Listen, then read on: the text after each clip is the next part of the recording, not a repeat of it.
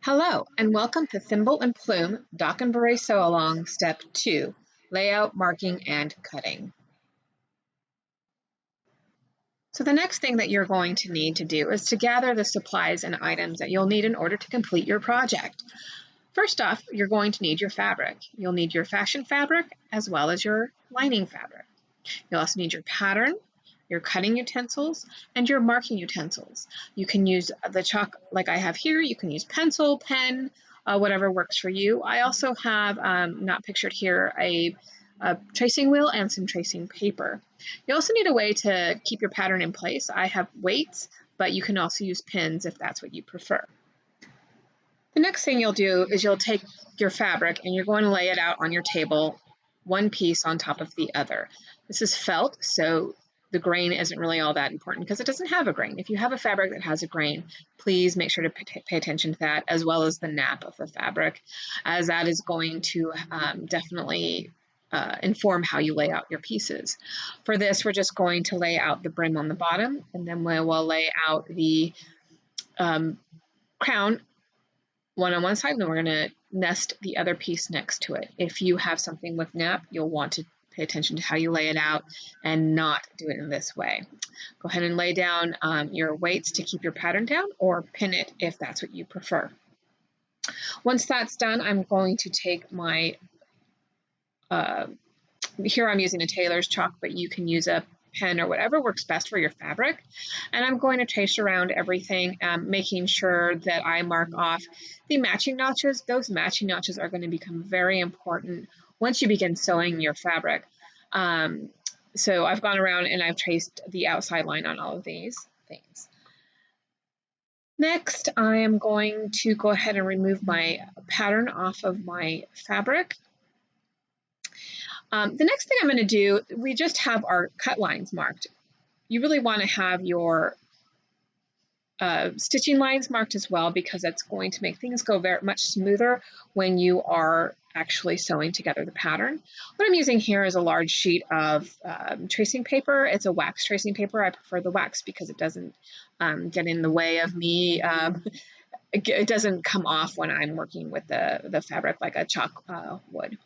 So I'm going to lay this down, and then I'm going to lay back the top piece of paper, top piece of fabric on top of it.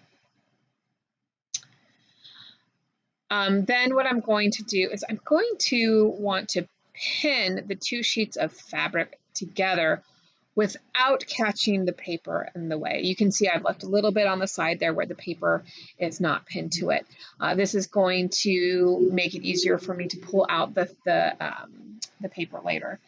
In order to trace both sides at the same time, I'm going to fold the paper in half so that I have it tracing on both sides of the fabric. Now you can, obviously, the stitch lines are now going to be the opposite side of my cut lines.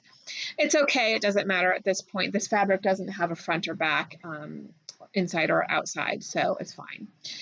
So now I'm going to go through and I'm going over all the stitch lines with my tracing wheel, and you can see there I just double checked to make sure it was tracing on the opposite side.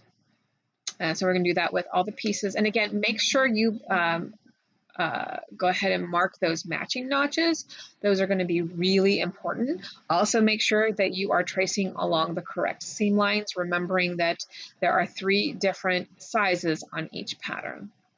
Now that's complete. I've checked here and it did not transfer to the bottom. That does happen sometimes. So what I'm going to do is I'm going to pin the different pieces together. I'm going to cut everything out. I'm going to want to pin them so that everything stays the same, so that I can trace my lines later.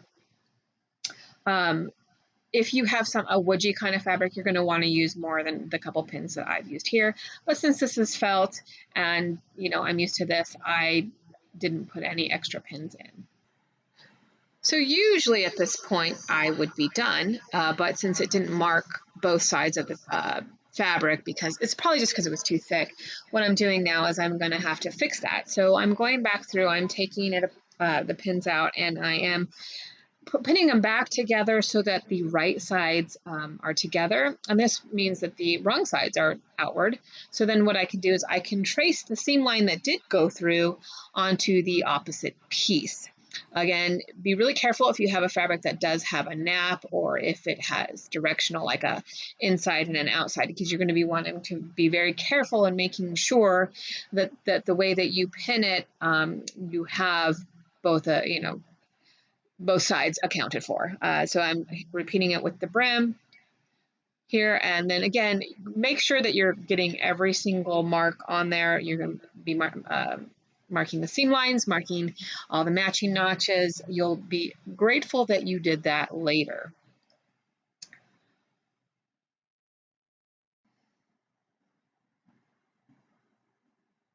So once that's done, you're going to go ahead and cut out 4 crowns from your lining fabric, which in the end is going to leave you with 4 crowns of fashion, 4 out of lining, and 1, 2 brim pieces. Thank you so much for watching Thimble and Plume's Dockenbaret Sew Along Part 2. We hope you enjoyed it. If you have any questions, you can email us at thimbleandplume@gmail.com and also check us out on Instagram.